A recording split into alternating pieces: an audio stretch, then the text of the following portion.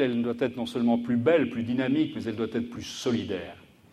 De ce point de vue, l'état du logement nécessitera, de la part de la municipalité qui sera élue au mois de mars, un effort considérable à la mesure du retard que la ville a pris dans ce domaine.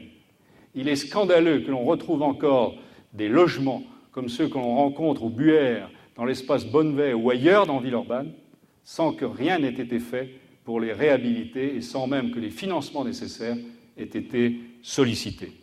Alors, je voudrais faire simplement un petit passage par la vente de logements HLM. Moi, j'y suis favorable, très favorable. Et je vais donner 2 raisons à cette nécessité, me semble-t-il, de pouvoir favoriser, pour ceux qui le désirent, ceux qui en ont les moyens, ceux qui acceptent de faire l'effort supplémentaire pendant un temps pour devenir propriétaires de leur logement, et à condition, naturellement, que la réserve ait été faite pour ceux qui ne le peuvent pas et qui doivent pouvoir continuer à rester dans les logements qu'ils occupent. Alors, quelles sont ces 2 raisons ? La première, elle est d'ordre économique et d'ordre financier. Quand un organisme ou une société de HLM vend une partie de son patrimoine, elle obtient des subsides qui lui permettent de multiplier par 3, 4 ou 5 le montant des investissements qu'elle peut faire avec ces subsides. C'est tout simplement une règle bancaire. Si vous vendez 100, vous touchez 100, vous les touchez tout de suite, la personne va les payer à tempérament, mais vous, organisme, vous les touchez tout de suite, et ça veut dire que vous pouvez, avec ces 100, aller trouver un organisme financier et emprunter non pas 100 nouveaux, mais 200, 300 par rapport à ces 100 engagés. C'est-à-dire qu'avec 100 vendus, vous allez reconstituer du logement social à échelle 2 ou 3. Et j'y vois un deuxième intérêt. C'est qu'on est à un moment de notre histoire où on sait que socialement, le problème des retraites va se poser à tous et à tout un chacun. Est-ce que, franchement, ce n'est pas mieux de pouvoir offrir à nos concitoyens, qui le veulent, qui le peuvent, qui le désirent et qui se mettent en ordre pour le faire. Ça n'est pas possible pour tout le monde, c'est clair, mais en tout cas pour ceux qui le peuvent, de pouvoir le plus tôt possible constituer le capital qui leur permettra le jour de la retraite d'être déjà sans inquiétude sur la part liée de leur retraite à leur habitation. Voilà les 2 avantages que je vois à la vente. Et ces 2 avantages doivent se cumuler. Je rêve d'une ville dont l'enfant soit le roi. Soit le roi non pas pour lui passer toutes ces passades, mais où en termes d'éducation les efforts sont faits, ou en termes de jeu, ou en termes de proximité, ou en termes d'environnement, ou en termes de petite enfance, les choses soient faites. J'ai cité tout à l'heure le chiffre des crèches. Il est évident qu'on doit mettre en œuvre un programme de 3, 4, 500 crèches minimum pour être au niveau, simplement, qui existe à Lyon. Se donner pour 6 ans un objectif de 300 crèches nouvelles ou 300 berceaux ou places en halte garderie me paraît être le minimum de ce qui doit être fait en 6 ans. Villeurbanne a été un temps une capitale culturelle, elle ne l'est plus. Il faut qu'elle redevienne cette capitale culturelle dans une série de domaines dans lesquels elle peut exceller, et en particulier tout ce qui concerne les arts du spectacle et de l'image.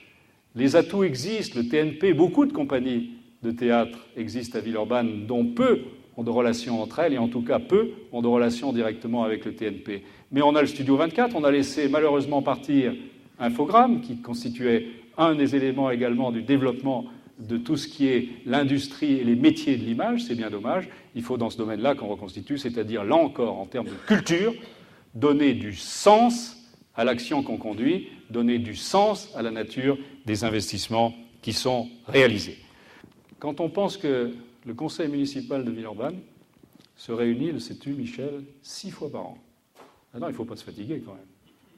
On est élu pour 6 ans, 7 ans même, on a tout le temps. Donc, un conseil tous les 2 mois. Ah, ça suffit bien, en moyenne. 6 conseils par an. Voilà, il n'en croit pas.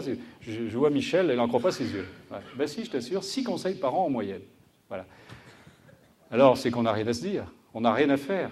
Ou alors, c'est que la périodicité des conseils est à l'image, finalement, de la rapidité et de l'importance des actions qui sont conduites. Voilà la conclusion qu'on peut en déduire, et que, naturellement, d'ailleurs, on en déduit. Moi, je prends l'engagement, c'est clair, de tenir 11 conseils municipaux par an, c'est-à-dire en dehors du mois d'août, d'avoir au minimum un conseil municipal par mois, ce qui est d'ailleurs d'autant plus logique que la communauté urbaine, elle, se réunit tous les mois et que la moindre des choses, c'est de pouvoir être en harmonie avec la communauté urbaine dans les délibérations qui sont votées. Il faut savoir que la ville de Villeurbanne est quand même la dernière à avoir signé le CUX, c'est-à-dire la solidarité urbaine, le contrat de solidarité urbaine.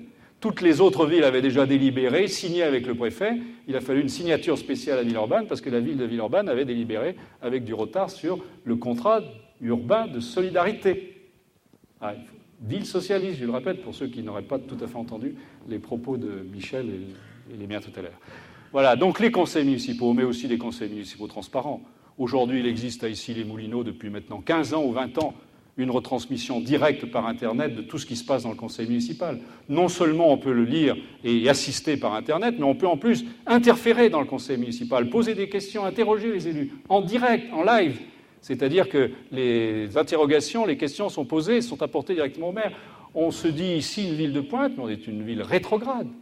On est une ville qui avons à peine passé la moitié du siècle dernier.